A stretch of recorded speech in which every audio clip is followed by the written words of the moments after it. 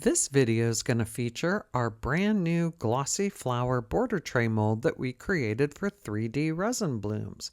I'm going to be using strawberry and peacock resin inks from Octopus Fluids, Castin Craft white pigment paste, and JDiction low viscosity resin. I started off by mixing about 4.2 ounces and put 0.68 ounces away from my white, or put it to the side for my white, and there's about 3.43 ounces going into the center there. You actually could probably go up to about 4 ounces. There was a little bit left, a little room left, but first time pours, I try to be on the careful side. And then I'm putting some crushed glass and glitter in there. And this mold looks dirty because I had an explosion of mica nearby it before I filmed this video. So it's brand new. The new molds that if somebody purchases them, they will be white. So I waited till the resin was about 39 degrees Celsius because I found that holds the ink really nicely without letting it dissipate. And these resin inks are 5 times more powerful than alcohol inks are. Is that the right word? Powerful? Anyhow, deeper. I'm putting down the, goodness gracious, the strawberry and then the peacock blue. And then I'm just mixing them together, swirling them around. And then for the 0.68 ounces I put aside for the white, I put in 6 drops of Castin Craft. That's about 20 mil, the 6.68 ounces. And I'll be doing the flower bloom part with that. And I'm just using a silicone tip pen. We're really excited to bring these molds because it gives a little border. It's kind of like our eco resin molds that we just created, where you can put something outside the flower bloom itself just to sort of elevate your resin art, so it's just not a flat piece of plastic that you're producing. So here I'm just taking the white in a piping bag and drawing the little circles, inside to out, outside to in, and taking my time doing it, going out into the little petal areas. And this will create an 8.25 inch finished piece. So the center part, I forgot, I don't have the exact measurement. It'll be in the listing for this, but this mold is available for sale on our website as of today. And here I'm just drawing the petals in, outside to in, and then I'll be going inside to out.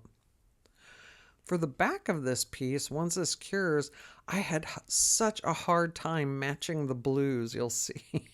I started off with acrylic inks, and then I went into some mica powders, and then I added more acrylic inks, and then more mica powders. Oh, I think I finally found a good color match. But like I said, this center section, I only put about 3.43 ounces. You could start off with maybe about 4 ounces plus your white, or keep it at like 3.5 ounces for the clear because your white is like 0.68 ounces. And then I'm just finishing drawing the petals there.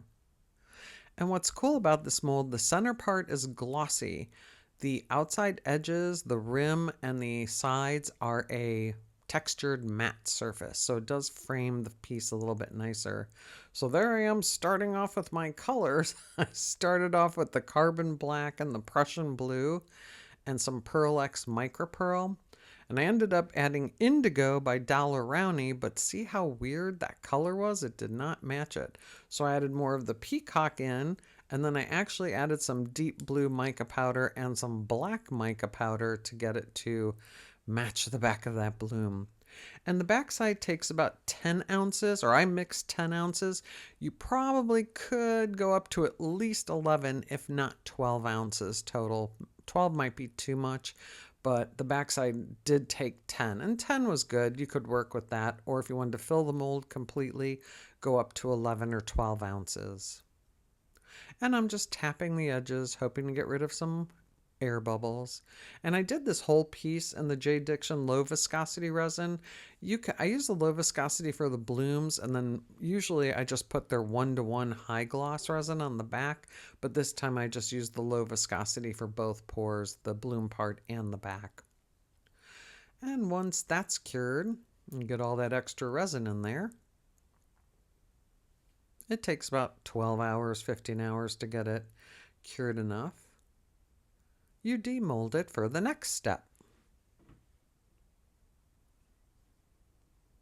And with these edges, you could fill them with mica powders and contrasting colors, crushed glass, glitter. We have another video coming this week of a smaller mold like this where I used glitter, but for this one, I'm going to be using crushed glass.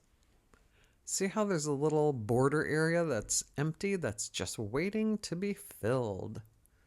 So this took about 2 ounces of crushed glass, and I'm using my DecoArt DuraClear gloss varnish. And I'm just painting the gloss varnish on the bottom with a little paintbrush, just giving it something to stick to for when I put the glass in there. And like I said, we created these molds first for the eco resin. It's taken us a while to get these gloss ones out, but I'm really excited about them because I really think it does elevate finished resin art. It just makes it look into more of a finished piece than just pouring a bloom into a flat mold. And here I'm just using a little spoon to put I was going to say rice in. Oh my gosh.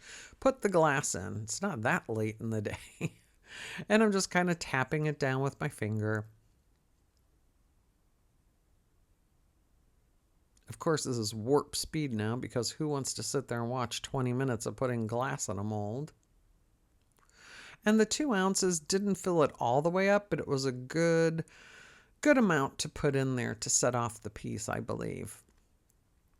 And then I just take a pipette with the gloss varnish again and just cover the glass. You could put the glass in with resin, but resin tends to cover things and they look submerged, where when you use this gloss varnish, it dries clear and you only see the glass. And if you don't get all the glass, because you can saturate this as you see I'm doing, you can go back and just add a couple more pieces in. It acts like a glue, even though it isn't a glue.